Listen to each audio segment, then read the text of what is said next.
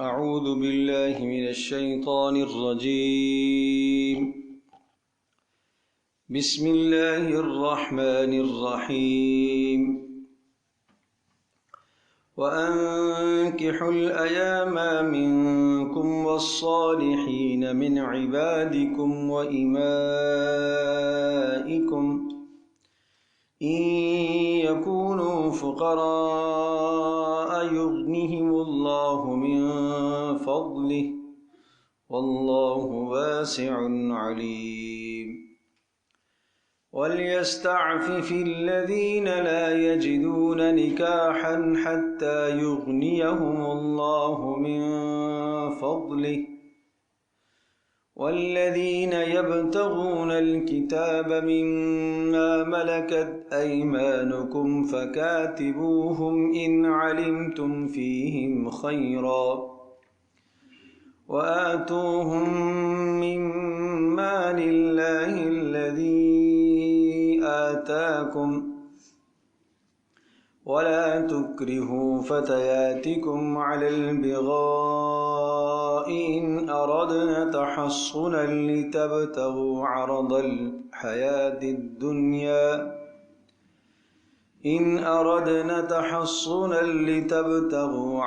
الحياة الدنيا ومن يكرهن فإن الله من بعد إكراههن غفور رحيم.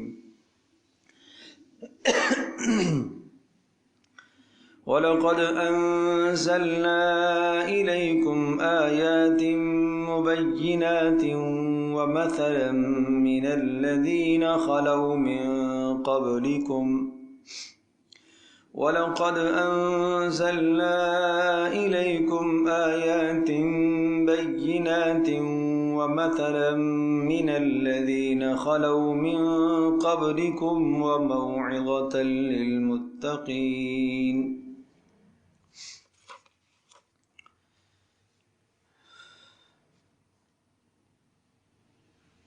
سورۃ النور آیت نمبر 32 ہے.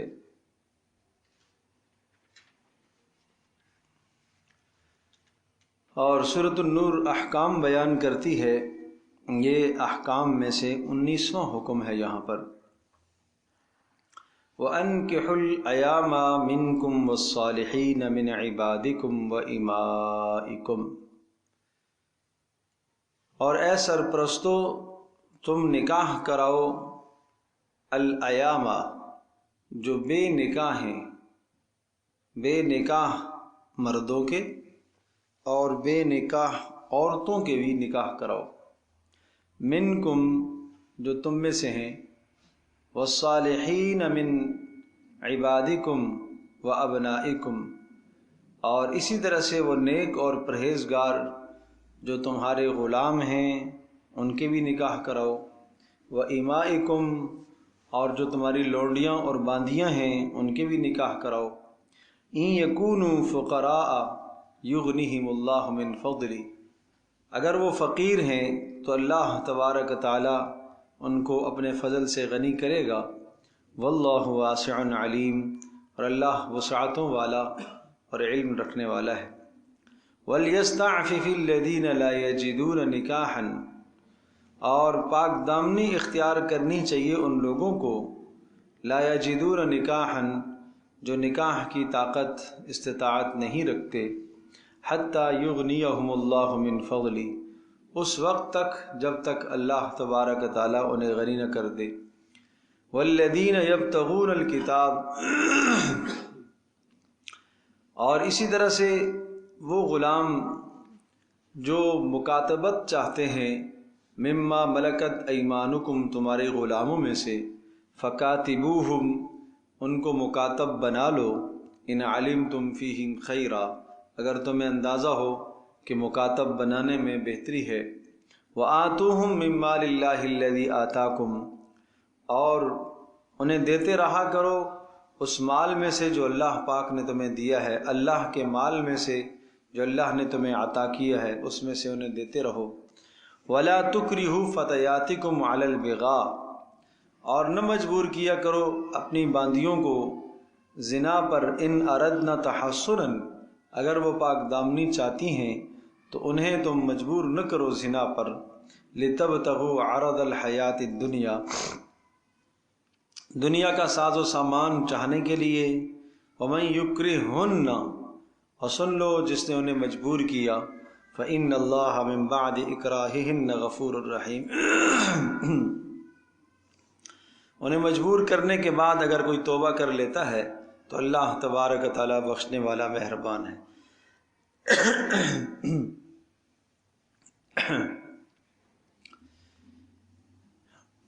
وَأَنكِحُوا الْأَيَامَ، آیت نمبر 32 میں یہ سرپرستوں کو حکم ہے اور ایک بڑے اہم حکم کی طرف اشارہ ہے۔ آپ کو یاد ہوگا کہ ہم نے بڑی تفصیل سے یہ مضمون پہلی قسط میں سورۃ النور جب شروع ہوئی تھی تو اس وقت ہم نے عرض کیا تھا کہ معاشرے سے برائیوں کو اور فحاشی اور عریانی اور زنا، اس قسم کی بدکاریوں کو ختم کرنے کے لیے شریعت نے بڑے اہم ضابطے اور اصول مقرر کیے ہیں۔ چنانچہ یاد ہوگا کہ وہ 15 اصول ہم نے ذکر کیے تھے۔ پہلا اصول یہ تھا کہ اصلاح نفس، انسان کی اصلاح ہو تو وہ بے حیائی سے بچ سکے گا۔ دوسرا اصول نکاح کے آسان راستے بتلائے تھے۔ تیسرا اصول کہ ایک بیوی پر انحصار نہیں بلکہ 4 کی اجازت ہے، اگر عدل و انصاف قائم کر سکتا ہے تو 2 کر لے، 3 کر لے، 4 تک کر لے۔ مقصود پاک دامنی کو پیدا کرنا ہے، بے حیائی سے معاشرے کو روکنا ہے۔ اور نمبر 4، میاں بیوی میں اگر باہمی محبت قائم نہ ہو سکے اور ایک دوسرے کے ازدواجی تعلق کو نہ پورا کر سک رہے ہوں تو ایک حد تک کوشش کے بعد انہیں طلاق دینے کا مرد کو حکم دیا جائے اور دوسرا ان کے لیے انتظام کیا جائے۔ اور نمبر 5، بے نکاحوں کے نکاح کرانے کا حکم جو آج ہم پڑھیں گے۔ نمبر 6، خواتین کو پردے کا حکم۔ نمبر 7، اجنبی مرد اور عورت کا اختلاط سخت منع۔ اور نمبر 8، مسلمان عورتیں بلا ضرورت باہر نہ نکلیں۔ نمبر 9، بناؤ سنگار ظاہر نہ کریں جس سے بد نظری کا شائبہ ہو اور بد نظری کا موقع دیا جائے، اس سے بچیں۔ نمبر 10، مرد سے بات کریں تو لہجہ نرم نہ ہو۔ اور نمبر 11، جب بات کریں تو ضرورت سے زیادہ بات نہ کریں۔ اور نمبر 12، مرد عورتوں سے اگر کوئی چیز لیں تو پردے کے پیچھے سے لے۔ اور نمبر 13، غض بصر، نظروں کے جھکانے کا حکم دونوں طبقوں کو۔ اور نمبر 14، ایک بدکار کو سزا دے کر بری سوچ رکھنے والوں کا نفسیاتی آپریشن کر دیا جائے، یعنی ایک کو سزا ملے گی تو باقی جو ہے وہ بچ جائیں گے اس قسم کی جرم سے۔ اور نمبر 15، سزا کے نفاذ میں نرمی اور معافی کی کوئی گنجائش نہیں۔ تو آپ یوں سمجھیے کہ یہ 15 اصول ہیں بے حیائی اور زنا سے معاشرے کو پاک کرنے کے 15 اصول۔ ان 15 اصولوں کے بعد بھی اگر کوئی شخص اس جرم کا مرتکب ہوتا ہے اور یہ ساری کی ساری حدیں پھلانگ کر اور یہ ساری کی ساری دیواریں پھلانگ کر پھر وہ کسی بے حیائی کا ارتکاب کرتا ہے تو یقیناً اسے سخت سے سخت سزا ہونی چاہیے۔ اور اگر وہ غیر شادی شدہ ہے تو اسے 100 کوڑے مارے جائیں گے، اور اگر شادی شدہ ہے کہ اس کے پاس ایک نعمت اللہ نے دی ہوئی ہے اس کے باوجود بھی گناہ کا اس نے ارتکاب کیا تو اسے رجم کر کے پتھر مار کے اسے سنسار کر دیا جائے۔ اب اس گندے جراثیم سے معاشرے کو پاک کرنا ضروری ہے۔ تو بہرحال یہ عرض کر رہا تھا کہ ایسا نہیں ہے کہ یہ سزا اتنی سخت سے سخت سزا سنا دی گئی، نہیں، اس سزا تک پہنچنے کے لیے پہلے جو راستے بتلائے گئے اور پہلے جو حدود کھڑی کی گئی ہیں، پابندیاں سامنے لگائی گئی ہیں، ان پابندیوں کو جب پھلانگ کر ایک آدمی اس گناہ کا ارتکاب کرتا ہے تو یقیناً اللہ کا غصہ اور اللہ کا غضب ظاہر ہوتا ہے اور پھر اسے سزا لگتی ہے۔ تو ان احکامات میں سے ایک حکم تھا نکاح کو آسان کیا جائے۔ یہ بات ذہن نشین فرمائیے کہ اللہ تبارک تعالیٰ نے، اللہ خالق فطرت ہے، اس مالک اور خالق نے مرد کے اندر عورت کی طرف میلان رکھا ہے اور عورت میں مرد کی جانب میلان رکھا ہے۔ دونوں کو ایک دوسرے کا بے شمار معاملات میں محتاج قرار دیا۔ مرد اپنی زندگی گزارنے میں بے شمار جگہوں پر عورت کا محتاج ہے اور عورت زندگی گزارنے میں وہ مرد کی محتاج ہے۔ یہ جو احتیاج اللہ تبارک تعالیٰ نے دونوں میں ایک دوسرے کی احتیاج رکھ دی ہے، کیوں؟ تاکہ نسل انسانی کا سلسلہ آگے بڑھتا رہے۔ اگر یہ احتیاج اللہ تبارک تعالیٰ نہ رکھتا، مرد کے اندر اگر وہ کشش نہ رکھتا، عورت کے اندر وہ کشش نہ رکھتا، تو پھر کون ان مشقتوں میں پڑتا، کون شادیوں کے جھنجھٹوں میں پڑتا، اور شادی ہوگی، پھر اس کے بعد اولادوں کا سلسلہ، اور پھر اس کے بعد اخراجات، اور اس کے بعد پریشانیاں اور مشکلات، کون اس معاملے کو انجام دیتا؟ یقیناً کنارہ کشی لوگ اختیار کرتے اور اپنے تنہا ہو کر کہیں کنارے میں بیٹھ کر اللہ کی بندگی کر لیتے۔ لیکن اس خالق فطرت نے دونوں طبقوں کے اندر، دونوں صنفوں کے اندر، دونوں قسموں میں، یعنی مرد کے اندر عورت کی احتیاج رکھی، عورت کے اندر مرد کی احتیاج رکھی، گویا کہ مرد عورت کا محتاج ہوا اور عورت مرد کی محتاج ہوئی۔ اب اس احتیاج کو پورا کرنے کا جو جائز راستہ ہے، اس ضرورت کو جو پورا کرنے کا جائز راستہ ہے، وہ نکاح ہے۔ جس طرح سے، بالکل اسی طرح سے سمجھ لیجئے جس طرح سے انسان کے اندر اللہ تبارک تعالیٰ نے بھوک رکھی ہے، پیاس رکھی ہے۔ ظاہر ہے بھوک اور پیاس جب اس انسان کو محسوس ہوتی ہے تو اب اس کے سامنے دو راستے ہیں۔ ایک تو یہ کہ وہ حلال سے اپنا پیٹ بھرتا ہے، اور دوسرا راستہ اس کے سامنے حرام کا ہے کہ حرام سے اپنا پیٹ بھرے، چوری کر کے پیٹ بھرے، کسی کا مال لوٹ کسوٹ کر کے پیٹ بھرے۔ تو اس کے لیے یقیناً دینداری اور نیکی اور پرہیزگاری کا راستہ کیا ہے کہ وہ حلال کھا لے۔ بالکل اسی طرح سے جس طرح سے مرد اور عورت کے اندر اللہ نے بھوک اور پیاس رکھی ہے اور اس بھوک اور پیاس کو پورا کرنے کے لیے جائز راستے بھی متعین فرمائے ہیں، بالکل اسی طرح سے مرد اور عورت دونوں میں اللہ پاک نے یہ جنسی تسکین رکھی ہے۔ مرد کو عورت کی طرف خواہش، عورت کو مرد کی طرف خواہش، اور اس خواہش کو پورا کرنے کے لیے بھی جائز راستے بھی موجود ہیں اور حرام راستے بھی موجود ہیں۔ امتحان اسی چیز کا نام ہے کہ ایک آدمی اپنے ایمان کی بدولت جائز راستے کو اختیار کرے اور حرام سے اپنے آپ کو بچا لے۔ اور جائز راستہ کیا ہے؟ وہ نکاح کا راستہ ہے۔ یا جائز راستہ یہاں جو آیات میں مذکور ہے وہ کیا ہے؟ باندیوں اور لونڈیوں کا راستہ ہے۔ پہلے زمانے میں ایسا تھا جب اسلامی جہاد ہے، اور آج بھی اگر وہ حکم اسی طرح سے لوٹ کے آ جائے تو تب بھی اسی طرح سے باندیاں اور غلام بنیں گے کہ میدان جنگ سے، میدان جہاد سے جو کافروں کی عورتیں ہاتھ آتی تھیں وہ لونڈیاں اور باندیاں کہلاتی تھیں، اور جو کافروں کے مرد ہاتھ آتے تھے ان کو غلام کہا جاتا تھا۔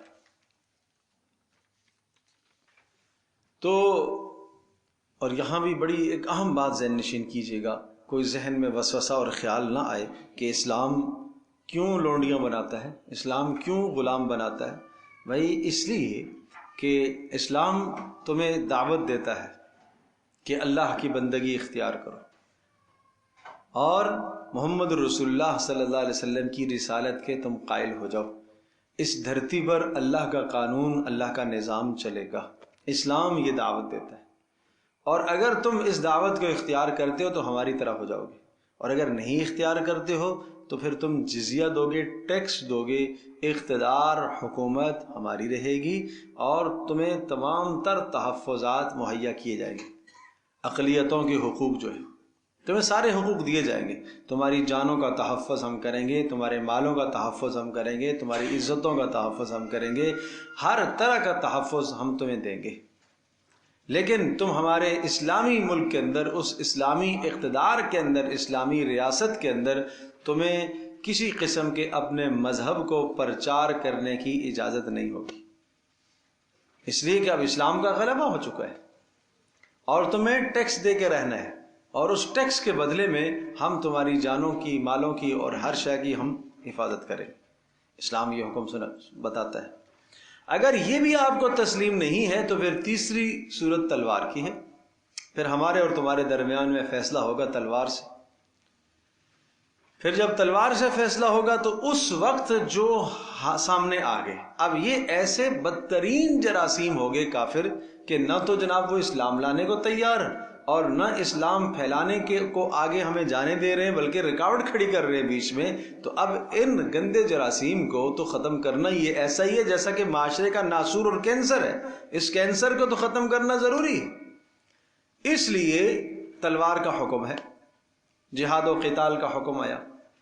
اب مسئلہ یہ ہوا کہ جب یہ میدان جہاد سے یہ غلام بھی ہاتھ میں آگے، لونڈیاں بھی ہاتھ میں آئی ہیں، تو اصل تو یہ تھا کہ معاشرے کو ان گندے وجودوں سے پاک کرنے کے لیے قتل کر دیا جاتا۔ بات سمجھے بھائی؟ قتل کر دیا جاتا، لیکن اسلام احسان کر رہا ہے کہ چلو ان کو اپنے گھروں میں رکھو اور شاید یہ مسلمان ہو جائیں اور ان کو ایک موقع اور دے دو، اور صرف رکھو نہیں بلکہ ان کے حقوق ادا کرو۔ اور ادھر ساتھ ساتھ ترغیب بھی سنائی کہ کیا ترغیب سنائی؟ غلام آزاد کرو، غلام آزاد کرو، غلام آزاد کرو۔ جو غلام آزاد کرے گا اس کی آزادی کے بدلے میں یہ آدمی جہنم سے آزاد ہوگا، چہرے کے بدلے میں اس کا چہرہ، ہاتھوں کے بدلے سے ہاتھ، پیروں کے بدلے میں پیر اس کے جہنم سے آزاد ہوگا۔ دوسرا، بہت سارے مسلمانوں کے گناہ ایسے ہیں کہ جن گناہوں پر کفارے لازم کیے ہیں غلام آزاد کرنا۔ کوئی اگر کسی کو غلطی سے قتل کر لیتا ہے تو کیا کرے؟ غلام آزاد کرے۔ بیوی سے اگر کوئی آدمی ایسا کلمہ کہہ دیتا ہے جو ماں کو بولا جاتا ہے، وہ بیوی سے کہتا ہے زہار کا کلمہ، تو غلام آزاد کرے۔ کوئی آدمی اگر قسم کھا لیتا ہے اور قسم کو کھا کے پھر توڑ دیتا ہے تو وہ غلام آزاد کرے۔ اس طرح سے غلاموں کی آزادی کے پھر فضائل سنائے، اس قدر فضائل سنائے، اس قدر فضائل سنائے کہ صحابہ ان فضائل کو سن کر آزاد کرتے چلے گئے۔ لیکن پھر بھی ایک ان غلاموں کو، ان باندیوں کو ایک چانس اور موقع ہوتا ہے کہ اگر یہ ایمان لے آئیں تو بہت اچھی بات ہے۔ اب یہ جو باندیاں ہیں، عورتیں، ان کو کافروں سے جب وہ آ چکی ہیں اور کافروں سے آپ نے ان کو لے لیا، ان کی عدتیں پوری ہو جانے کے بعد اب ان کو اپنے ساتھ تم رکھ سکتے ہو۔ جس شخص کے قبضے میں وہ باندی آ گئی ہے اس سے وہ اپنی ضرورت بیوی والی پوری کر سکتا ہے، اور اگر اس کو خرید کر لے آیا تو خرید کر لائے تو بھی اسے اپنی ضرورت کو پورا کر سکتا ہے۔ لیکن جس شخص نے اپنی باندی سے ضرورت کو پورا کر لیا اور اس کے ہاں اولاد ہو گئی تو اب اس کو آگے بیچ نہیں سکتا، ایسے شریعت نے اصول سمجھائے۔ اب یا تو اس کو آزاد کر کے اس کے ساتھ نکاح کر لے، اب اسے آگے بیچنے کی اجازت نہیں، یا خود نکاح کر لے یا کسی اور کے نکاح میں وہ دے دے، اسے بیچنے کی اجازت نہیں۔ تو یہ دو راستے بتلائے اپنی جنسی تسکین کو پورا کرنے کے، دو راستے۔ لیکن فی حاضر زمان، اس زمانے میں باندی لونڈی والا راستہ تو نہیں ہے، ایک ہی راستہ رہ جاتا ہے، وہ نکاح کا راستہ۔ سرپرستوں کو حکم ہے کہ نکاح کراؤ، وَأَنْكِحُ الْأَيَامَ، کہاں نکاح کراؤ؟ الایامہ، ایامہ ایم کی جمع ہے، اور ایم کہتے ہیں بے نکاح کو، جس کا نکاح پہلے ہو چکا ہے وہ بھی اس میں شامل ہے اور ابھی اس کی بیوی مر گئی ہے، یا اسی طرح سے بیوی ہے اور شوہر کا انتقال ہو گیا ہے، وہ بیوہ ہو گئی ہے، یا کوئی مطلقہ ہو گئی ہے، یا جس کا سرے سے نکاح ہوا ہی نہیں ہے وہ بھی اس میں شامل ہے۔ غرض یہ کہ معاشرے میں کوئی بھی شخص بے نکاح کے نہ رہے۔ رسول اکرم صلی اللہ تعالی علیہ وسلم نے اس قدر تاکید کی ہے کہ کوئی بھی مرد معاشرے میں بے نکاح نہ رہے۔ اس لیے سرپرستوں کو حکم ہے کہ نکاح کے معاملات آسان کیے جائیں۔ پھر یہ بات ذہن نشین فرما لیجئے گا، ایک آدمی کے پاس استطاعت موجود ہے، مہر دینے کی استطاعت موجود ہے، بیوی کو نان نفقہ دینے کی استطاعت موجود ہے، رہائش دینے کی استطاعت موجود ہے، مہر دینے کی استطاعت بھی ہے، رہائش دینے کی استطاعت بھی ہے اپنی حیثیت کے مطابق، اور نان نفقہ بھی دینے کی استطاعت موجود ہے، اور دوسری جانب گناہ میں پڑ جانے کا قوی اندیشہ ہے اس شخص کو، تو اس پر نکاح کرنا فرض ہے، اس پر نکاح کا کرنا فرض ہے۔ ایک روایت میں آتا ہے رسول اکرم صلی اللہ تعالی علیہ وسلم نے، حضرت عکاف رضی اللہ تعالیٰ عنہ ایک صحابی ہیں، وہ آئے، مسند احمد کی روایت ہے، آپ علیہ السلام نے ان سے پوچھا کہ آپ کی شادی ہو گئی ہے؟ انہوں نے کہا نہیں، شادی نہیں ہوئی۔ آپ نے پوچھا کوئی لونڈی اور باندی ہے آپ کی یہ ضرورت جس سے پوری ہو؟ نہیں اللہ کے رسول، لونڈی باندی بھی نہیں۔ پھر آپ نے پوچھا کہ آپ فقیر ہو؟ انہوں نے کہا نہیں اللہ کے رسول، میں تو صاحب مال۔ کتنا مال ہے؟ اتنا مال ہے۔ انہوں نے کوئی مقدار بتلائی مال کی، تو پھر آپ نے فرمایا اچھا اتنا مال ہے اور پھر بھی اگر تم نے نکاح نہیں کیا تو پھر تو تم شیطان کے بھائی ہو، پھر تو تم شیطان کے بھائی ہو۔ تو رسول اکرم صلی اللہ تعالی وسلم نے کس قدر ناراضگی کا اظہار فرمایا۔ اور پھر یہ بات ذہن نشین فرمائیے کہ نکاح سنت انبیاء ہے۔ رسول اکرم صلی اللہ تعالی وسلم کا ارشاد پاک ہے 4 چیزیں وہ انبیاء علیہ الصلوۃ والسلام کی سنت ہیں: حیاداری کو اختیار کرنا، خوشبو کا استعمال کرنا، مسواک کا استعمال کرنا اور نکاح کرنا۔ یہ 4 کام کیا ہیں؟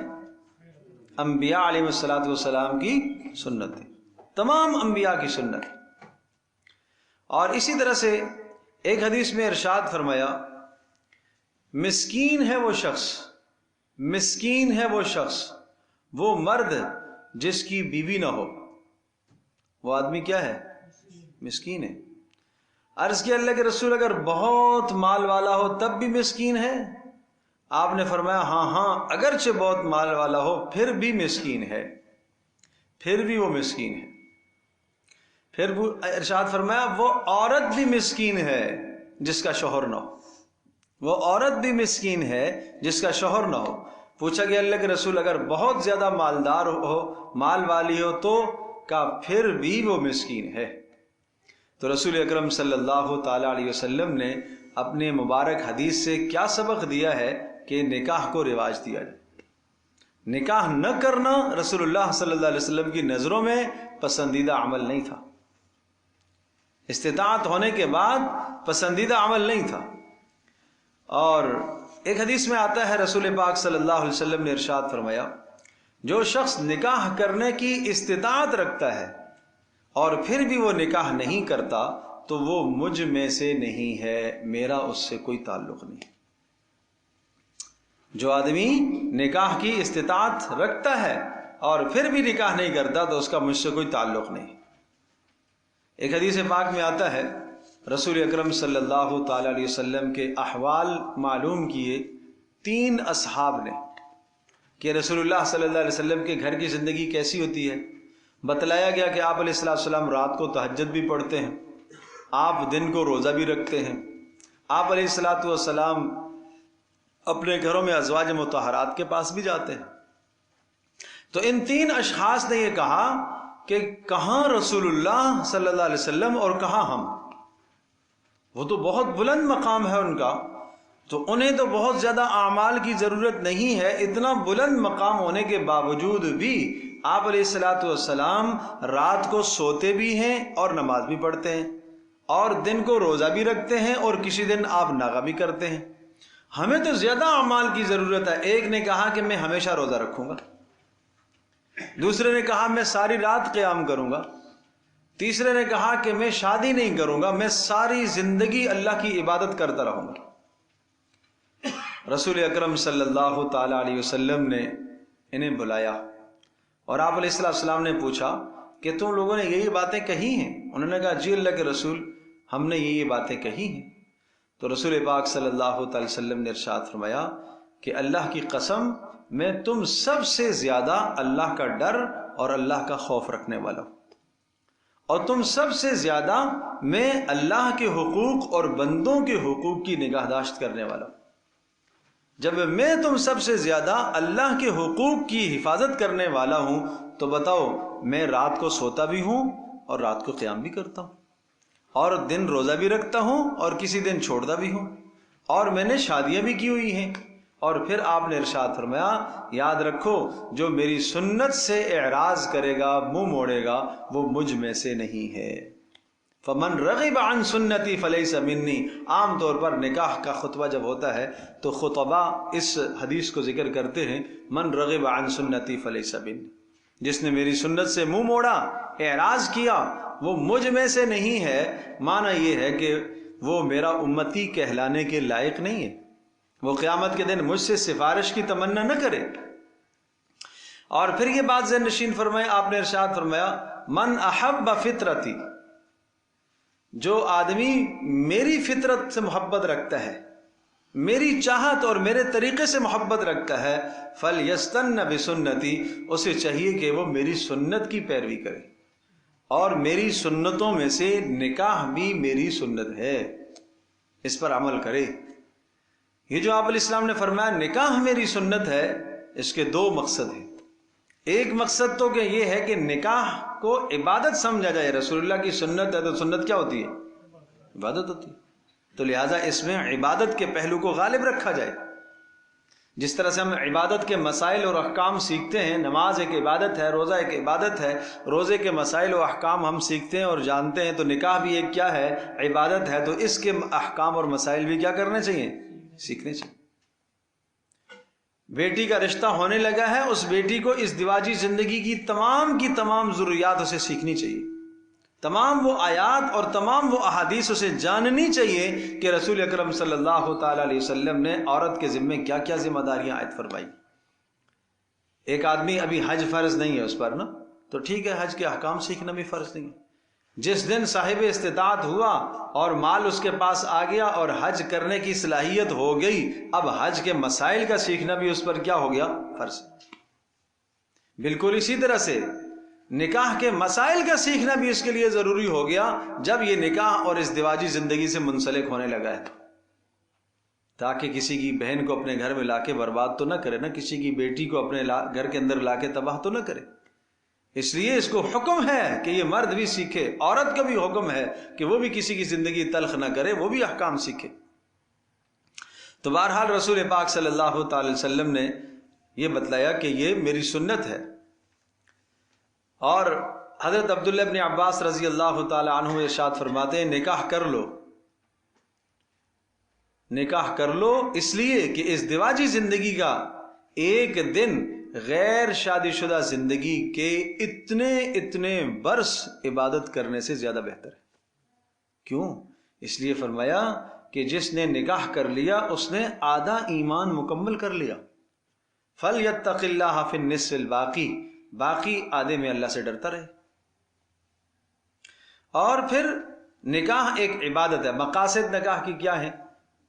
نکاح ایک عبادت ہے۔ نمبر 2، نکاح کے ذریعے سے تقوی اور پرہیزگاری حاصل ہوتی ہے۔ نمبر 3، نکاح جنسی تسکین کا ایک ذریعہ ہے۔ میں نے عرض کیا کہ دونوں میں ایک دوسرے کی کشش کو رکھا گیا ہے، اور اس کشش کو پورا کرنے کا جو راستہ ہے وہ نکاح ہے۔ اور نمبر 4، نکاح کا مقصد اولاد کا حصول ہے۔ رسول اکرم صلی اللہ علیہ وسلم نے فرمایا میں تو قیامت کے دن فخر کروں گا، میری امت کی تعداد زیادہ ہوگی تو میں فخر کروں گا۔ اس لیے آپ نے فرمایا تزوج الودود الولود فإنی مکاثر بکم الامم یوم القیامہ، کہ تم ایسی عورتوں سے نکاح کیا کرو کہ جن میں بچہ جننے کی صلاحیت بہت زیادہ ہو، اور یہ خاندانوں سے اندازہ ہوتا ہے۔ فرمایا تاکہ قیامت کے دن میں فخر کروں گا۔ اور پھر یہ بات ذہن نشین فرمائیے کہ یہ مقصود ہے پیارے پیغمبر صلی اللہ تعالی وسلم نے گویا کہ تمنا ظاہر فرمائی ہے کہ قیامت کے دن میں فخر کروں گا، تو اتنے سارے فوائد کو نظر انداز کرنا معاشرے میں یہ کہاں کا انصاف ہے؟ اب بات رہی ہے کہ آج کل کے دور میں تو نکاح کرنا تو بڑا مشکل ہے، بڑے اخراجات ہیں۔ میں آپ کو رسول اللہ صلی اللہ تعالی وسلم کا مشورہ بتاتا ہوں۔ آپ یوں سمجھیں کہ آپ کسی بزرگ آدمی کے پاس چلے گئے اور آپ ان سے رائے لینا چاہتے ہیں کہ بھائی ہمیں رائے چاہیے، نکاح کے معاملے میں رائے چاہیے۔ دونوں طبقوں کو آپ نے رائے دی، آپ کی رائے، آپ کی بات علی الرأس والعین، وہ سر آنکھوں پر ہے۔ اور یقین جانیے اگر رسول اللہ صلی اللہ علیہ وسلم کی اس رائے کی اور اس منشا اور اس مراد کی لاج رکھتے ہوئے آدمی نکاح کے معاملات کو آگے بڑھاتا ہے تو طے شدہ بات ہے، اللہ کا وعدہ ہے کہ اللہ تبارک تعالیٰ ان کے لیے اسباب پیدا کرے گا۔ یہ اللہ کا وعدہ ہے، اللہ وعدہ کی خلاف ورزی تو نہیں کرتا۔ رسول اکرم صلی اللہ تعالی علیہ وسلم نے یہ ارشاد فرمایا اذا خطب الیکم ممن ترضون خلقہ ودینہ، یہ لڑکی والوں کو رسول اکرم صلی اللہ تعالی علیہ وسلم کا ارشاد سن لینا چاہیے. یہ آپ علیہ الصلوۃ والسلام کا مشورہ اور رسول پاک صلی اللہ علیہ وسلم کا مشورہ وہ حکم ہے.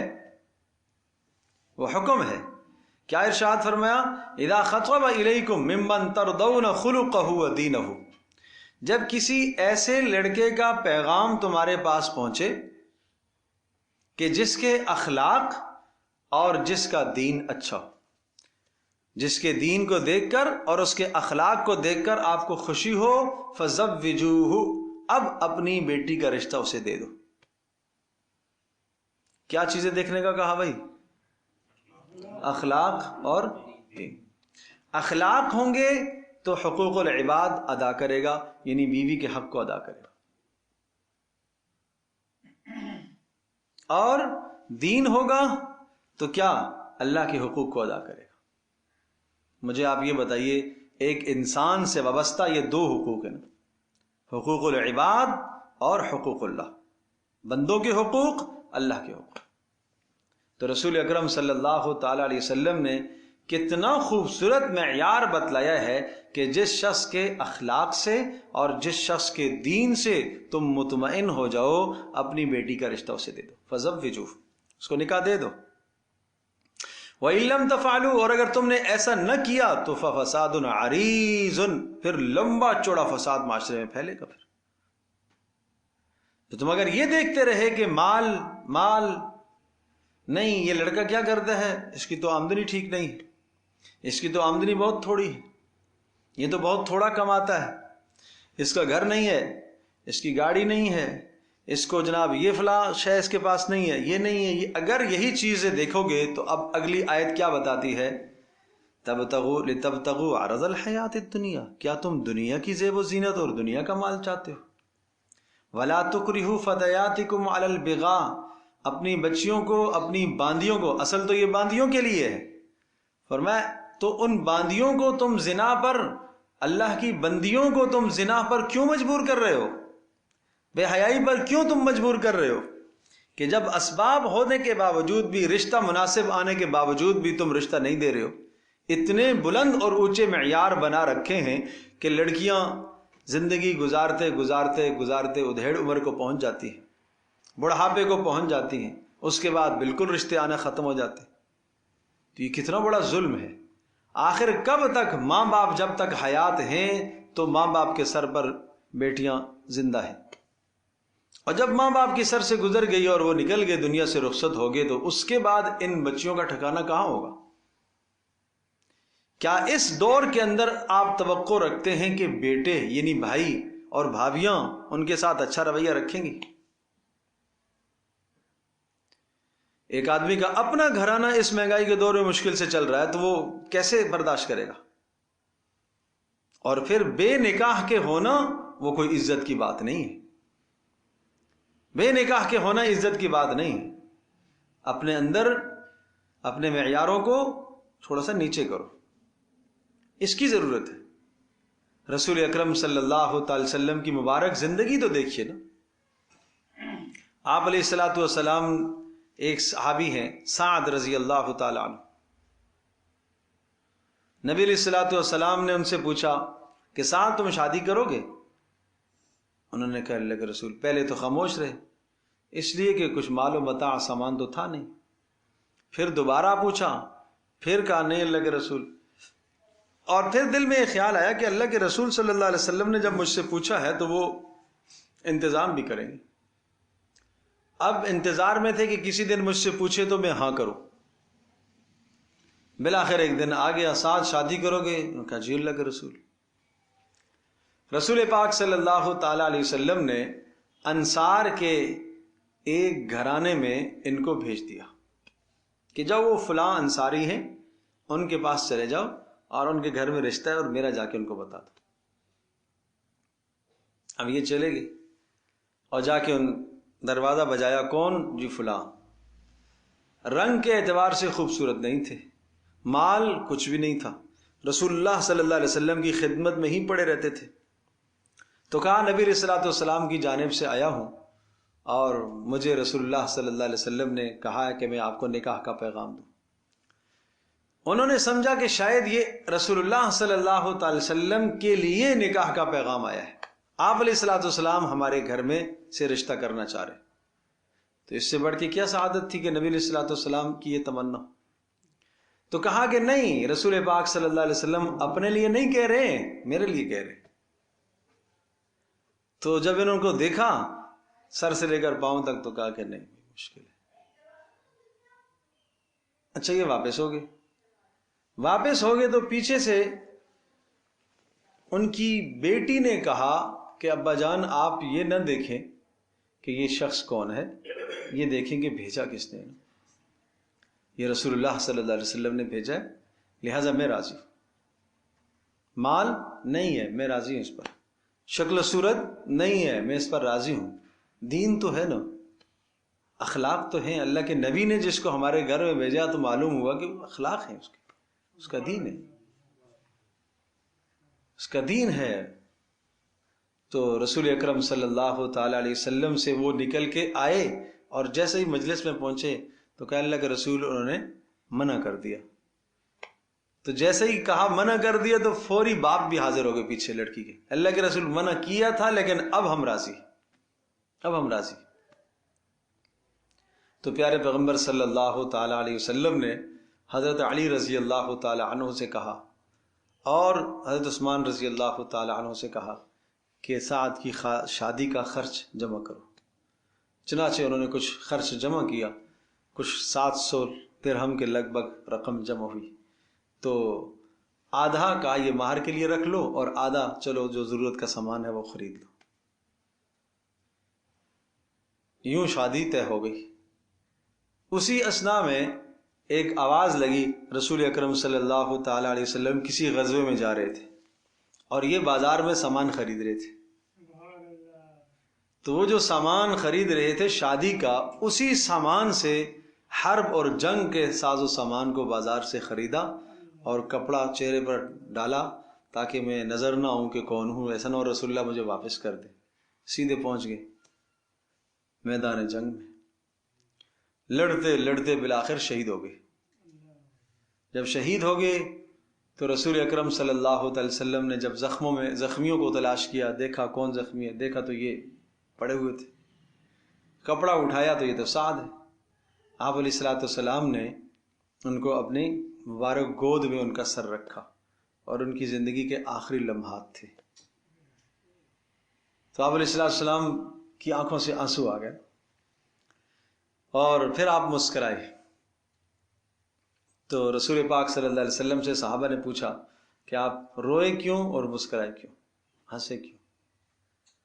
آپ نے چہرہ بھی پھیرا تو آپ نے ارشاد فرمایا کہ رونا تو سعد کی جدائی پر ہے، سعد کی جدائی، دوست ہے، ساتھی ہے، ایمان لانے والا ہے، مسلمان ہے، اس کی جدائی پر رونا آیا۔ اللہ کے رسول پھر آپ مسکرائے کیوں، ہنسے کیوں؟ پھر آپ نے چہرہ پھیر لیا، کہا میں دیکھ رہا ہوں کہ آسمانوں سے حوریں اتر رہی ہیں سعد کو لینے کے لیے، اور ایک حور کو میں نے دیکھا کہ اس کی پنڈلی سے کپڑا اوپر ہو گیا تو میں نے اپنی نظر دوسری طرف کر لی۔ اس لیے تو ان لوگوں نے دنیا کو نہیں دیکھا، مال و متاع کو نہیں دیکھا بھائی، ساز و سامان کو نہیں دیکھا بھائی، بالکل نہیں دیکھا۔ اور نکاح کا معاملہ صحابہ کی زندگی میں اتنا آسان تھا، اتنا آسان تھا۔ ایک شخص آیا، انہوں نے کہا اللہ کے رسول میں نکاح کرنا چاہتا ہوں۔ آپ نے کہا آپ کے پاس کچھ ہے دینے کو؟ کچھ ہے؟ نہیں، کچھ نہیں۔ کتنا قرآن یاد ہے؟ اتنا قرآن یاد ہے۔ رسول اللہ صلی اللہ تعالی وسلم نے ان کا نکاح کروا دیا قرآن کی وجہ سے۔ مہر چلو بعد میں دے دینا، یعنی مؤجل قرار دیا، بعد میں ادا کر دینا، لیکن اس وقت آپ علیہ السلام نے ان کا نکاح کروا دیا۔ تو یہ نکاح کا معاملہ اس قدر سہل اور اس قدر آسان تھا۔ مرنے کا معاملہ، شادی کا معاملہ، یہ دو معاملات بڑے آسان تھے۔ ہر آدمی نے اس دنیا سے جانا ہے، کوئی پہلے چلا گیا، کوئی بعد میں جائے گا، سب نے جانا ہی۔ اور دوسرا نکاح کا معاملہ، ایسا بھی حال ہوتا تھا، ایسے بھی حالات و احوال آتے تھے کہ نکاح ہو گیا، ایک قریبی شخص کا رسول اللہ صلی اللہ علیہ وسلم کو خبر بھی نہ ہوئی۔ عبد الرحمن بن عوف رضی اللہ تعالی عنہ کتنے جلیل القدر صحابی ہیں، عبد الرحمن بن عوف کتنے جلیل القدر صحابی ہیں، تو ان کی شادی ہو گئی، رسول اکرم صلی اللہ تعالی علیہ وسلم کو بھی اطلاع نہیں ہوئی۔ آپ علیہ الصلوۃ والسلام کے پاس حاضر ہوئے اور کپڑوں کے ساتھ خوشبو رنگ والی لگی ہوئی تھی۔ آپ نے کہا کہ یہ کیا ہے؟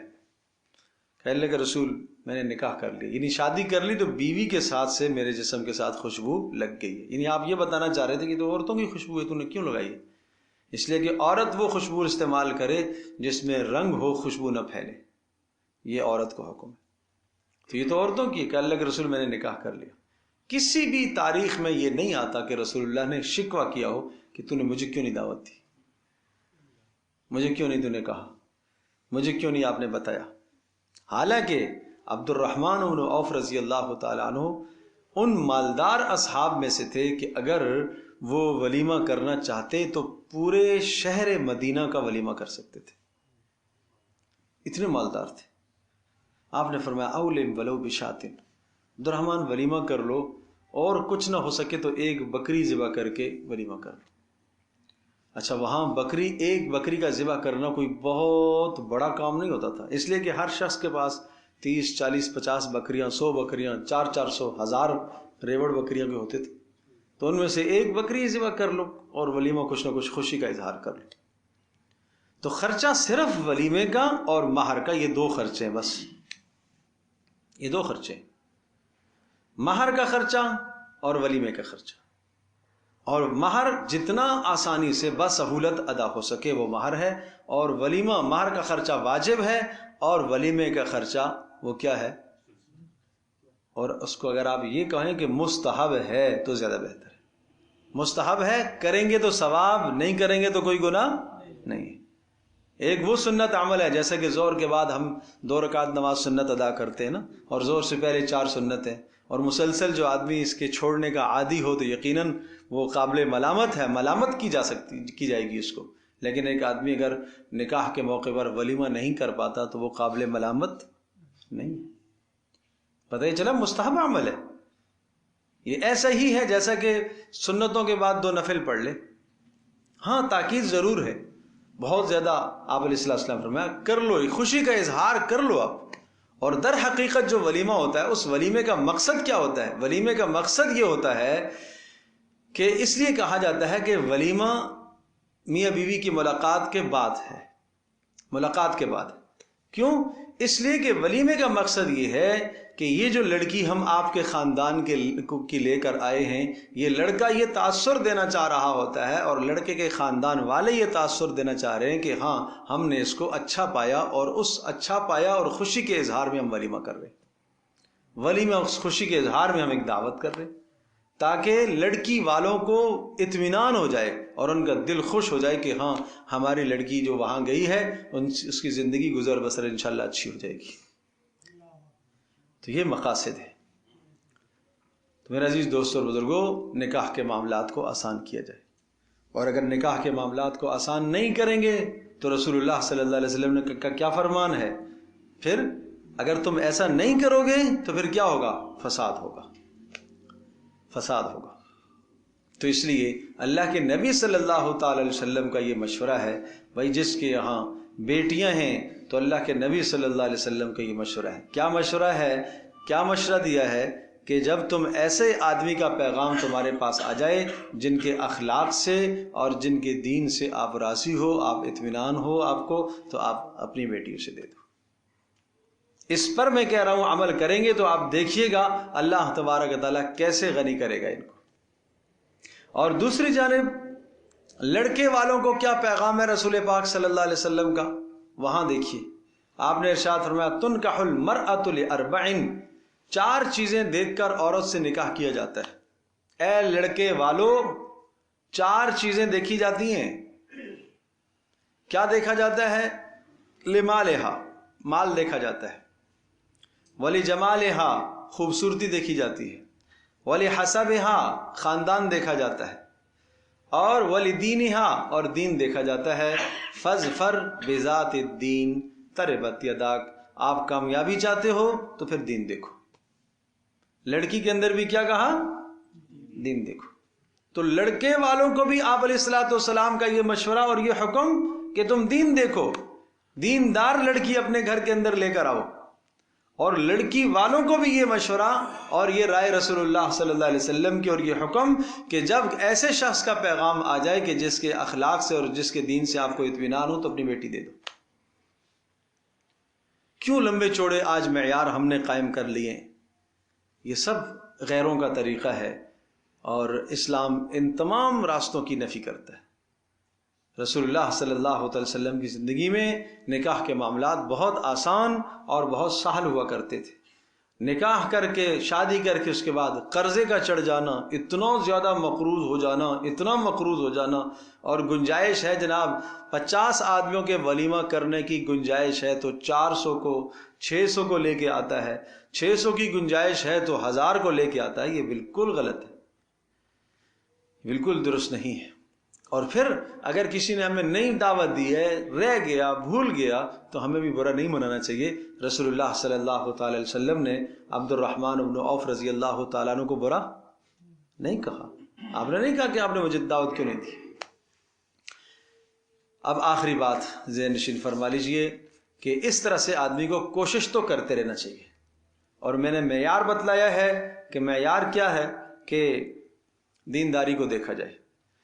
ایک مرد کے پاس کتنی حیثیت ہے تو وہ نکاح کرنے کا حق رکھتا ہے. کتنی حیثیت ہے یہ سمجھیے گا، کتنی حیثیت ہے. میں عرض کر رہا ہوں 2 وقت کا کھانا دینے کی صلاحیت موجود ہو اور اپنی حیثیت کے مطابق گھر دینے کی صلاحیت رکھتا ہو.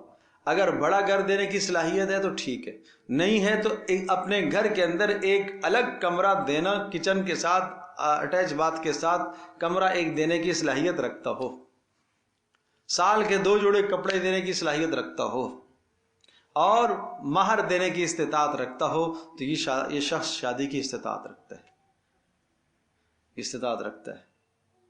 اب اس کے معیار کو آگے لے کر جانا، اور اب اگر نکاح میں تاخیر کی، حدیث پاک میں آتا ہے کہ اب اگر یہ گناہ میں مبتلا ہوگا تو اس کا گناہ ماں باپ کو بھی ہوگا. لڑکی اگر گناہ میں مبتلا ہوگی تو اس کا گناہ ماں باپ کو بھی ہوگا. اس لیے رسول پاک صلی اللہ علیہ وسلم کی مبارک زندگی پر آئیں، آپ علیہ السلام کے بتلائے ہوئے آداب اور رسول اللہ صلی اللہ علیہ وسلم کا بتلایا ہوا جو دین ہے اس میں ہمارے لیے کامیابی ہے. اب ملاحظہ فرمائیے ذرا ترجمہ. وَأَنْكِحُوا الْأَيَامَ مِنْكُمْ، اور نکاح کرا دیا کرو الایام. ایامہ کا ترجمہ کیا کر رہا ہوں؟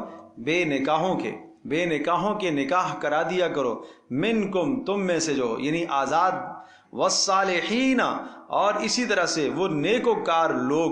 من عبادکم، جو تمہارے غلام ہیں.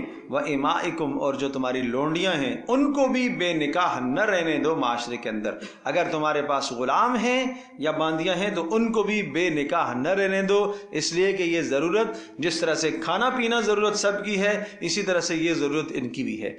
اچھا، اب اے اللہ اگر گنجائش نہیں ہے، سنیے گا، ان یکونوا فقراء یغنیہم اللہ من فضلہ، اگر یہ فقیر ہیں تو اللہ تبارک تعالیٰ ان کو اپنے فضل سے کیا کرے گا؟ غنی کرے گا. یہ اللہ کا وعدہ ہے نا، تو اس وعدے پر ایمان رکھو. اللہ غنی کرے گا کیسے؟ سمجھے گا، اللہ تبارک تعالیٰ غنی کرے گا. اور آگے دیکھیں کیا ہے، واللہ واسع علیم، اللہ وسعتوں والا ہے اور جاننے والا ہے. وسعتوں والا ہے تو مطلب ہے کہ غنی کرنے کی صلاحیت تو اللہ رکھتا ہے، وسعت ہے اس کے پاس. اور علیم، اور جانتا ہے کہ کس کو کتنا دینا ہے، وہ اللہ خوب جانتا ہے. اب غنا کی کیا صورت ہوگی؟ غنا کی صورت یہ ہوگی کہ یہ آپ اچھی طرح سے ذہن نشین فرما لیجئے کہ جب بیوی گھر کے اندر آتی ہے تو اس کے نصیب کا جو رزق ہے وہ لے کے آئے گی.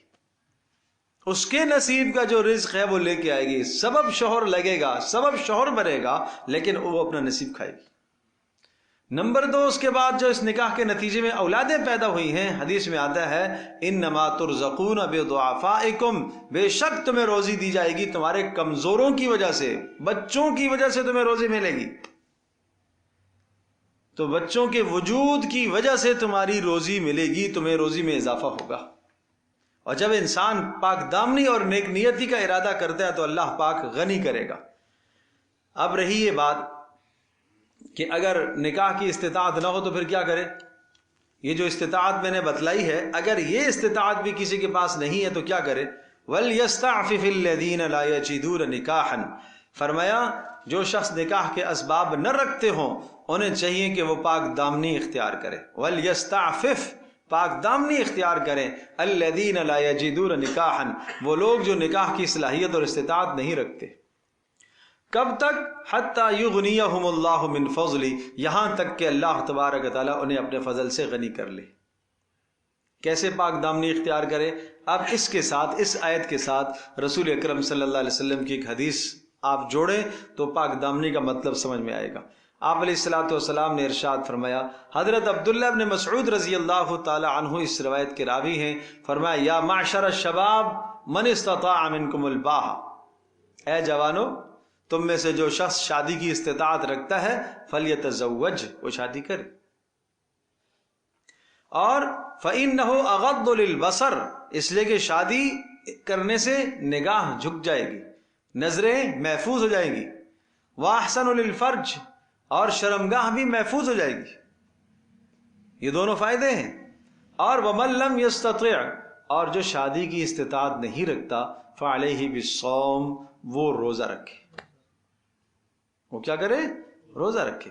فإن له وجاء، اس لیے کہ روزہ رکھنے سے اس کے اندر یہ جو ہیجان پیدا ہو رہا ہے، جنسی تسکین کی جو خواہش پیدا ہو رہی ہے، یہ خواہش دب جائے گی۔ روزے کا حکم ہے کثرت سے، پھر وہ روزہ رکھے۔ کم از کم ادنا درجہ یہ ہے کہ ہفتے میں 2 روزے تو رکھے، پیر جمعرات کا روزہ رکھے۔ اور بات وہی عرض کروں گا، اپنی نظروں کو بچاتا رہے۔ جتنا اپنی نظروں کو محفوظ رکھے گا گناہ سے بچے گا۔ ادھر نہ یہ پورا سال سوائے رمضان کے روزوں کے روزہ بھی نہیں رکھتا، اور نکاح کے اندر بھی تاخیر، اور نظریں بھی محفوظ نہیں، غیر محرم سے بات کرنے میں بھی کوئی رکاوٹ بیچ میں نہیں، تو گناہ کے سارے اسباب سامنے موجود ہیں، تو بتائیے اس کے دل کے اندر برائی آئے گی کہ نہیں آئے گی؟ آپ جتنا بھی کہیں، مائیں بہنیں کہیں نہیں میرا بیٹا تو بڑا صاف ستھرا ہے، بڑا پاک ہے، بڑا ایسا ہے ویسا ہے، بڑا پاک باز ہے، بھائی فطرت سے نہ ٹکراؤ، فطرت سے نہ ٹکراؤ۔ اب آپ کہیں گی میرا بیٹا جتنی بھی اس کو بھوک لگے، جتنی بھی لگے، بھوکا مر جائے گا، لیکن حرام لقمے کی طرف ہاتھ نہیں اٹھائے گا، یہ نہ کہو، یہ نہ کہو۔ فقر انسان کو مجبور کر دیتا ہے۔ تو اسی طرح سے فرمایا کہ جس کے پاس استطاعت نہیں ہے نکاح کی تو وہ روزے رکھے، روزے کے ذریعے سے پاک دامنی حاصل کرے۔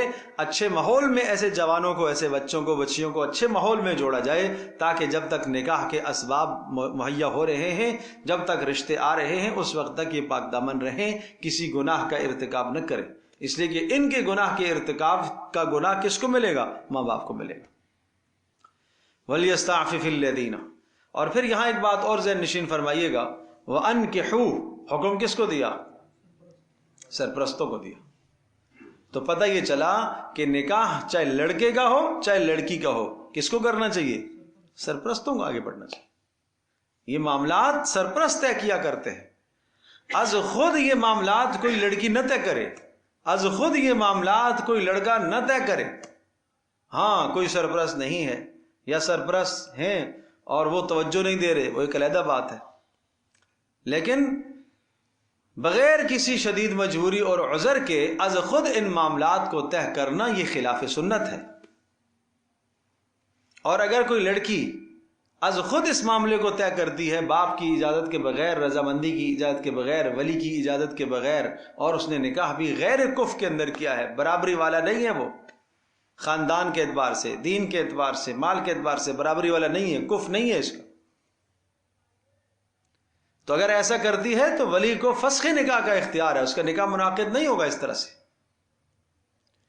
تو اس لیے اس معاملے کی بھی حوصلہ شکنی کی جائے کہ آج کل بہت سارے اس قسم کے واقعات بھی آتے ہیں، اور میں عرض کر رہا ہوں کہ وہ بہت بہت بڑا سبب ماں باپ کی سستی اور کاہلی ہے. ماں باپ کا معیار، بلند تر معیار دیکھنا ہے کہ نہیں ایسا ہونا چاہیے، ویسا ہونا چاہیے، اور اس تک نوبت ہی نہیں پہنچتی کہ کسی گناہ کا ارتکاب ہو جاتا ہے، یا یہ کہیے کہ جناب وہ خود اس نکاح کا راستہ اختیار کر لیتے. ہم کیوں ان کو مجبور کریں اس عادت پر؟ ہم خود جرت کرنے پر انہیں کیوں مجبور کریں؟ تو اس لیے سرپرستوں کو حکم ہے.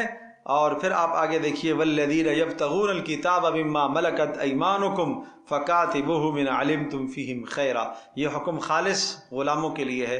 والذین یبتغون الکتاب، اور وہ غلام جو تم سے کتابت چاہتے ہو. یہ کتابت کا مطلب کیا ہوتا ہے؟ ہاں، اصل میں کتابت اس کو کہتے ہیں کہ کوئی آدمی اپنے غلام سے یہ کہہ دیتا تھا کہ بھائی تو اتنے اتنے پیسے مجھے دے دے تو آزاد ہے، یعنی اس کی قیمت لگتی تھی، تو آزاد ہے. اس کو کہتے ہیں مکاتبت. کتابت بھی کہتے ہیں، مکاتبت بھی کہتے ہیں. تو پھر وہ کیا کرتے تھے؟ وہ غلام محنت مزدوری کر کے پیسہ اتنا جمع کرتے تھے، اور حکم ہے کہ وہ غلام جو مکاتبت چاہتے ہیں آپ کو اپنی یہ دیکھو یہ بات وہی ہے، اسلام آزادی چاہتا ہے. وہ غلام جو غلامی کی زندگی گزار رہا ہے، اگر وہ اپنی آزادی کے لیے کوشش کر رہا ہے تو اس کو کوشش کا موقع دو، اسے موقع دو. اور اگر وہ آزاد ہونا چاہتا ہے اور وہ کہتا ہے کہ ٹھیک ہے اتنے اتنے پیسے میں آپ کو دے دوں گا، مجھے آپ آزاد کر لے، تو بس اس کو آپ کمائی کے لیے آزاد کریں تاکہ وہ کمائے. اور باقی دیگر افراد کو حکم ہے کہ وہ اس کے ساتھ تعاون کرے. زکوٰۃ کے مال سے اگر وہ مستحق زکوٰۃ ہے، یقیناً مستحق زکوٰۃ، اس کے ساتھ زکوٰۃ کے مال سے تعاون کریں اور اس کے پاس اتنے پیسے جمع ہو جائیں تاکہ وہ اپنی آزادی حاصل کر لے. دیکھیے گا فکاتبوہم، فرمایا وہ غلام جو مکاتبت چاہتے ہوں، فکاتبوہم ان کو مکاتب بنا لو، ان علمتم فیہم خیرا اگر تم اس میں کوئی بلائی سمجھتے ہو تو. وآتوہم من مال اللہ الذی آتاکم، اس جملے پر غور کیجیے گا. وآتوہم، اور ان غلاموں کو تم ادا کرو، دو ان کو. کیا دو؟ زکوٰۃ کا مال دو، صدقے کا مال دو، نفلی مال دو. کیوں؟ تاکہ وہ کیا کریں؟ آزادی حاصل کر لے. من مال اللہ الذی آتاکم، اللہ کے اس مال میں سے جو اللہ نے تمہیں دیا ہے. غور کیجیے گا اس لفظ پر، اللہ کے مال میں سے. اللہ کے مال میں سے کمایا آپ نے ہے، محنت آپ نے کی ہے، مزدوری آپ نے کی ہے، مشقت آپ نے کی ہے، پھر بھی اس مال کو منسوب اللہ اپنی طرف کر رہا ہے. یہ اللہ کا مال ہے. یہ تصور دیا جا رہا ہے کہ جو تمہارے پاس ہے وہ کس کا ہے؟ وہ اللہ کا مال ہے. اللہ تبارک تعالیٰ نے تمہیں اس مال کے استعمال کا تصرف کا حق دیا ہے. بھائی جیسے انسان کے، آپ جانتے ہو خودکشی کیوں حرام ہے؟ اپنا ہاتھ کاٹنا کیوں حرام ہے؟ اس لیے حرام ہے خودکشی کہ انسان اپنی جان کا مالک تو نہیں ہے نا. انسان اپنے ہاتھوں کا مالک تو نہیں ہے. مالک کون ہے ہاتھوں کا؟ اللہ ہے. اللہ تبارک تعالیٰ نے آپ کو یہ جسم عطا فرمایا اور آپ کو آزاد یہ کس مقصد کے لیے؟ استعمال کے لیے. اسی طرح سے مال بے جا بہانا، فضول خرچ مال کرنا، فضول جگہ پر لگانا مال کو، یہ حرام ہے. اسراف ناجائز ہے، تبذیر ناجائز ہے. کیوں ناجائز ہے؟ کوئی آدمی یہ دعویٰ نہیں کر سکتا میرا اپنا مال ہے میں جیسے چاہوں لٹاؤں. کیوں؟ یہ مال کس کا ہے؟ اللہ کا ہے. یہ اللہ نے تمہیں عطا فرمایا ہے، اللہ نے تمہیں صلاحیت دی ہے، اللہ کے حکم کے مطابق تو نے کمایا ہے. اس لیے وآتوہم من مال اللہ الذی آتاکم، اللہ تبارک تعالیٰ کا دیا ہوا مال تم انہیں دو. ولا تکرہوا فتیاتکم علی البغاء ان اردنا تحصنا لتبتغوا عرض الحیاۃ الدنیا. اور فرمایا ولا تکرہوا، اس میں اول خطاب اور پہلا حکم تو وہی لونڈیوں اور باندیوں کے لیے ہے. غور کیجیے گا. ولا تکرہوا، اور مت مجبور کرو، فتیاتکم اپنی باندیوں کو، علی البغاء کس بات پر؟ زنا پر. ان اردنا تحصنا، اگر وہ پاک دامنی چاہتی ہیں تو تم انہیں زنا پر مجبور کیوں کرتے ہو؟ لتبتغوا عرض الحیات الدنیا، دنیا کا مال و متاع بٹورنے کے لیے، دنیا کا مال اور سامان حاصل کرنے کے لیے. انہیں ہوتا یہ تھا اس زمانے کے اندر کہ جو لونڈیاں ہوتی تھی وہ برائی کرواتی تھی اور اس پر پیسے لیتی تھی، اور وہ پیسے کے کون لیتا تھا؟ ان کا مالک لیتا تھا. تو اس پر فرمایا کہ ولا تکرہوا فتیاتکم، کیوں آپ اپنی باندیوں کو مجبور کرتے ہو؟ اب فی ھذا الزمان، آج کل کے زمانے میں اس آیت کو آپ اپنے اس ماحول پر بھی اگر آپ چسپاں کریں تو آپ دیکھیے گا وَلَا تُكْرِهُ فَتَيَاتِكُمْ، بچیوں کو، ہمارے معاشرے کی جو نیک بچیاں ہیں، پاک دامن بچیاں ہیں، انہیں نہ مجبور کرو برائی پر۔ اگر وہ پاک دامن بننا چاہتی ہیں، وہ چاہتی ہیں کہ ہمارا نکاح جلدی سے ہو جائے، وہ چاہتی ہیں کہ ہمیں مال و متاع نہیں چاہیے، ہم عفت اور پاک دامنی کی زندگی چاہیے، اور ہم عزت اور خیریت کے ساتھ ہم گھر میں منتقل ہو جائیں، اپنے گھر میں ہمارا کوئی نصیب لگ جائے، لیکن ماں باپ دیکھتے رہیں نہیں اچھا مال ہوگا تو پھر ہم رشتہ دیں گے، بڑی تنخواہ ہوگی تو رشتہ دیں گے۔ آگے سنیے گا لِتَبْتَغُوا عَرَضَ الْحَيَاةِ الدُّنْيَا، تم دنیا کا سامان چاہتے ہو، صرف دنیا کا صرف سامان چاہتے ہو، کتنا بڑا ظلم ہے، اللہ اکبر۔ اور اس سے بڑی زیادتی اور اس سے بڑا ظلم اس وقت ڈیمانڈ کرنا، اتنا اتنا جہیز ہوگا تو رشتہ اٹھائیں گے، تو بڑا ہی ظلم ہے، بڑا ہی ظلم ہے۔ وہ بوڑھا باپ کماتے کماتے کماتے کماتے اب وہ جمع کر رہا ہے، جہیز کے پاس پیسے جمع کر رہا ہے۔ تصور تو کرو، کیا اس کے بغیر گھر نہیں بسے گا؟ اس سارے سامان کے بغیر کیا گھر نہیں بسے گا؟ کیا وہ وہاں سے سارا سامان لے کر آئے گی تو اسی میں یہ بیٹھ کر جوان کھائے گا؟ کیا وہ بیڈ لے کے آئے گی تو یہ آرام کرے گا؟ کیا وہ واشنگ مشین لے کے آئے گی تو اس کے کپڑے دھلیں گے؟ اس کے بغیر نہیں ہو سکتا۔ یہ تو مرد کا کام ہے، یہ سارے اسباب کا مہیا کرنا، یہ تو مرد کا کام ہے۔ اور میں نے آپ کو وہ واقعہ سنایا ہے کہ سعد رضی اللہ تعالیٰ عنہ کی شادی کا جو خرچ جمع ہوا تو کیا کہا، آدھا مہر کے لیے رکھوایا اور آدھا کہا جاؤ جا کے ضرورت کا سامان لے کے آ جاؤ، ضرورت کا سامان جا کے لے کے آ جاؤ۔ وہ گئے سامان خریدنے کے لیے، لڑکی والوں پر کسی قسم کا کوئی خرچہ نہیں ہے۔ وہ اتنی مشقت سے جو انہوں نے اپنی بیٹی کو پالا پوسا جوان کیا اور وہ بیٹی آپ کے سپرد کریں اور اس کے بعد اتنا مال بھی دیں، اس کے بعد وہ بارات کی دعوت بھی کریں اور وہ بھی پرتکلف دعوت ہو، اس پہ بھی وہ خرچے اٹھا کر وہ ظلم اور زیادتی کر کے اپنے اوپر ظلم اور زیادتی کر کے وہ دعوت کریں، یہ کہاں کا انصاف ہے؟ یاد رکھیے گا میرے عزیز دوستوں اور بزرگوں اور ماں اور بہنوں، یاد رکھیے گا لا یحل مال امرئ مسلم الا بطیب نفسہ، کسی مسلمان کا مال تمہارے لیے کھانا حلال نہیں ہے مگر دلی خوشی کے ساتھ۔ اگر وہ جو جتنا بھی کھانا ہے وہ کھانا دلی خوشی سے نہیں بنا ہوا ہے، مجبوری ہے، رواج سمجھ کر بنایا ہے، نہیں بنائیں گے نہیں کریں گے تو لوگ برا بھلا کہیں گے، تو یاد رکھیے گا دلی خوشی نہیں ہے، یہ کھانا کھانا پھر جائز نہیں ہے، یہ کھانا کھانا پھر جائز نہیں ہے۔ مجھے آپ یہ بتاؤ، رسول اللہ صلی اللہ تعالی علیہ وسلم نے کسی کا مال بلا اجازت کھانے سے کتنا منع کیا؟ آپ نہیں جانتے؟ حکم ہے، اگر آپ کو دعوت ملی ہے ایک جگہ پر، آپ دعوت میں جا رہے ہیں، ایک راستے میں آپ کو آدمی مل گیا جس کو کہتے ہیں طفیلی، اس کو دعوت نہیں دی گئی، جب اس کو دعوت نہیں دی گئی تو حکم کیا ہے کہ آپ اسے مت لے جاؤ، آپ کو حکم ہے کہ آپ میزبان سے پوچھو کہ بھائی میرے ساتھ ایک اور آدمی آ گیا ہے اور اگر آپ اجازت دیتے ہیں تو لے آؤں، اگر نہیں تو نہیں۔ تو اگر وہ اجازت دے دیتا ہے تو اس کو لے جاؤ، نہیں اجازت دیتا وہاں سے اس کو واپس کر دو۔ اب سنیے گا، ارشاد فرمایا کہ جو آدمی بن بلائے کسی کے گھر میں کھانا کھانے کے لیے داخل ہوا، فرمایا جب داخل ہوا تو یہ سارق اور چور تھا اور جب نکلا تو ڈاکہ ڈال کے نکلا، حالانکہ مالک کے سامنے میزبان کے سامنے بیٹھ کے اس نے کھانا کھایا، چوری تو کوئی نہیں کی، وہ تو کہے میں نے تو کوئی چوری نہیں کی ہے، میں نے کھانا نہیں چرایا، کوئی سونا نہیں چرایا، کوئی پیسے اور نقدی نہیں چرائی، کیوں چوری کا الزام لگ رہا ہے، کیوں ڈکیتی کا الزام لگ رہا ہے؟ اس لیے کہ مالک کی رضامندی اس میں شامل نہیں ہے، کھایا تو ہے لیکن مالک کی رضامندی نہیں ہے، میزبان کی رضامندی اس میں نہیں ہے۔ تو اندازہ کیجئے کہ جہاں میزبان کی رضامندی نہ ہو، مالک کی رضامندی نہ ہو، وہاں کیا کہا، چور اور ڈاکو ہے۔ اللہم صلی علی سیدنا مولانا محمد۔ تو اپنی زندگیوں کا ہم محاسبہ کریں، ہمارے معاشرے کے اندر یہ جو خرافات ہیں، شادی کے نام کی خرافات، وہ کہاں سے کہاں ہم پہنچ چکے ہیں، سب خرافات اور رسومات۔ رسول اللہ صلی اللہ علیہ وسلم کے زمانے میں کتنا آسان معاملہ تھا، حضرت میمونہ رضی اللہ تعالیٰ عنہ کا نکاح آپ علیہ السلام کے ساتھ کب ہوتا؟ سفر میں، دوران سفر۔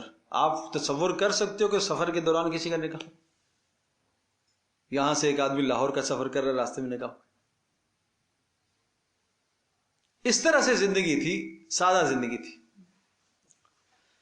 اللہ اکبر، اللہ پاک ہم سب کی حفاظت فرمائے۔ اور لِتَبْتَغُوا عَرَضَ الْحَيَاةِ الدُّنْيَا وَمَنْ يُكْرِهُنَّ فَإِنَّ اللَّهَ بَعْدَ إِكْرَاهِهِنَّ غَفُورٌ رَحِيمٌ۔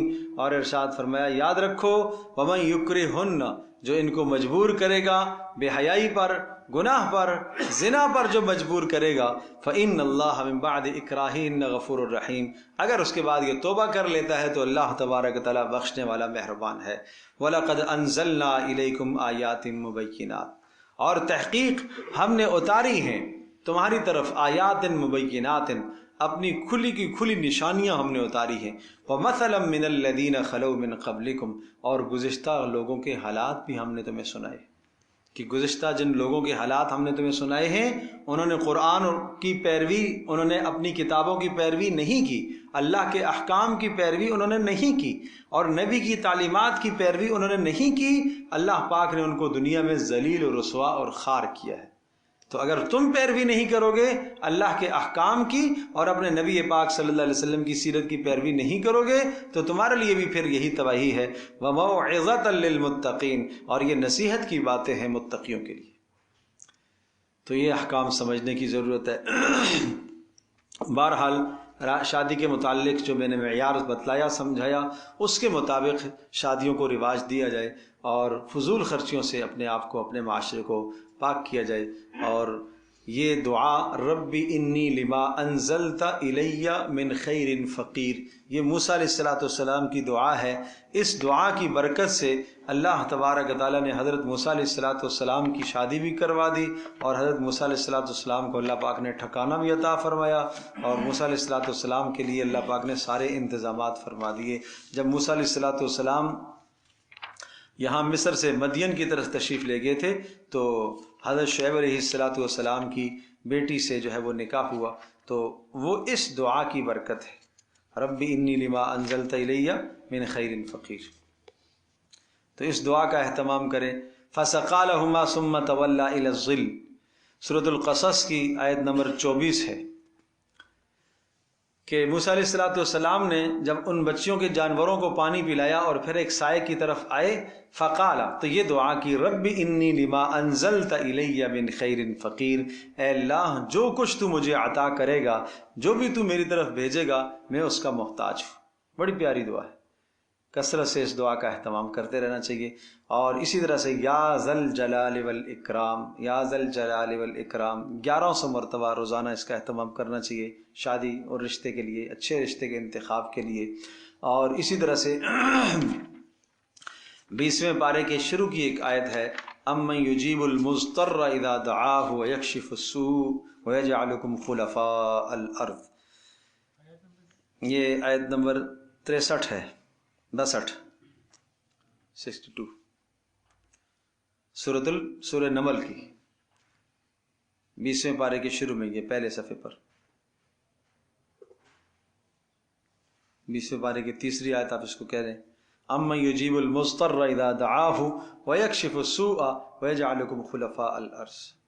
اور اسی طرح سے سورۃ الاخلاص 100 مرتبہ، اول آخر 3 بار درود شریف پڑھیں اور بیچ میں 100 مرتبہ سورہ اخلاص پڑھیں، اللہ سے دعا کریں۔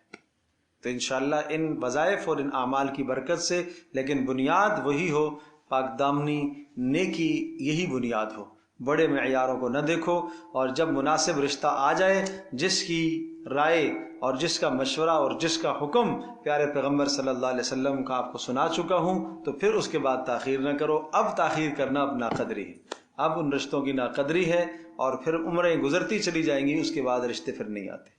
پھر آپ کہیں گے کسی نے بندش کر دی، کسی نے یہ کر لیا، کسی نے وہ کر لیا۔ میرا عزیز دوستوں اور بزرگوں، ہر جگہ بندش نہیں ہوتی ہے، بہت بڑا کردار اپنے گناہوں کا بھی ہوتا ہے، بہت بڑا کردار اپنے گناہوں کا ہوتا ہے۔ ان گناہوں کی وجہ سے قوت فیصلہ آدمی کی ختم ہو جاتی ہے، آدمی درست فیصلہ نہیں کر پاتا کہ اب میں کیا کروں۔ استخارہ کرو، خود استخارہ کرو، حکم ہے استخارے کا۔ اللہ تبارک و تعالیٰ سے لجاجت کے ساتھ، زاری کے ساتھ گڑ گڑا کر اللہ کے سامنے توبہ کر کے استخارہ کرو۔ اور استخارے میں کیا ہے، ضروری نہیں ہے آپ کو کوئی خواب میں آئے گا، کسی سے آپ مت استخارہ کراؤ، خود کرو۔ جو کام آپ کے لیے بہتر ہوگا اللہ اس کے لیے اسباب پیدا کر دے تو یہ اس کے اچھے ہونے کی نشانی۔